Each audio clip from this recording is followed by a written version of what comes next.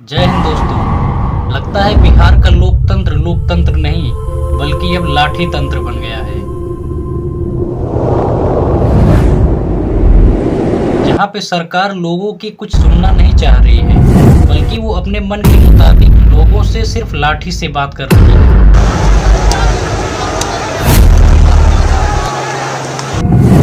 जरा सोच कर देखिए, दिसंबर की इस कपकपाती ठंड में इन बच्चों के ऊपर रात में वाटर कैनन से पानी का छिड़काव किया जाता है, क्योंकि ये बच्चे आज अपने हक के लिए सरकार से सवाल कर रहे हैं, अपनी बात रख रहे हैं और उनसे नौकरी मांग रहे हैं। लेकिन बदले में सरकार उन्हें पुलिस की लाठी से ऐसे पीट रही है जैसे वो बिहार के नागरिक नहीं बल्कि किसी दूसरे देश के लोग सरकार में बैठे मंत्री से अपनी जायदाद मांग ले।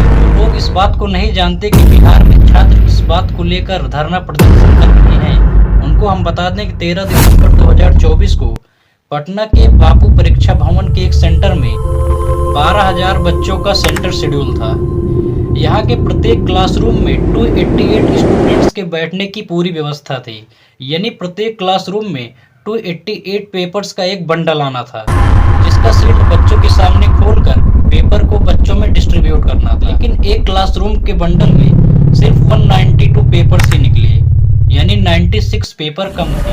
बाद में जो पेपर बांटे गए वो कोई सील्ड पैक नहीं थे बल्कि ओपन लाकर बच्चों को डिस्ट्रीब्यूट कर दिया गया था। इस बात पर वहां पर बैठे छात्र पेपर लीक कर डाले और वो पेपर का विरोध करने लगे। हालांकि बीपीएससी को इस बात का एविडेंस भी बाद में मिला कि वहां के एग्जाम में कुछ प्रॉब्लम हुई थी और वहां का सीसीटीवी भी काम नहीं कर रहा था, जिसके बाद बीपीएससी ने बापू भवन सेंटर का एग्जाम कैंसिल करके उसको दोबारा 4 जनवरी को रिशेड्यूल कर दिया था। इस बात पर छात्र बीपीएससी पर पेपर लीक का आरोप लगा रहे हैं और पूरे पेपर को कैंसिल करके उसको दोबारा फिर से कराने की मांग कर रहे हैं। लेकिन बीपीएससी और सरकार इस बात पर छात्रों से कोई बात करना ही नहीं चाह रहे हैं। इस बात को लेकर बिहार के छात्र धरना प्रदर्शन कर रहे हैं कि पेपर को दोबारा से कंडक्ट कराया जाए।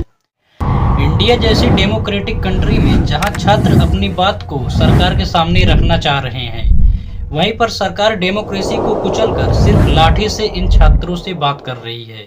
जहां ये बच्चे अधिकारी बनने का सपना लेकर आए थे, वहीं इन्हें सरकार की लाठी मिल रही है। इन बच्चों की गलती सिर्फ इतनी है कि ये सरकार से अपना हक मांग रहे हैं, उनसे नौकरी मांग रहे हैं। सरकार को ये ऊँट तो दे सकते हैं, लेकिन सरकार से नौकरी नहीं मांग सकते, क्योंकि नौकरी मांगने पर सरकार उनसे कुछ इस तरीके से बात कर रही है।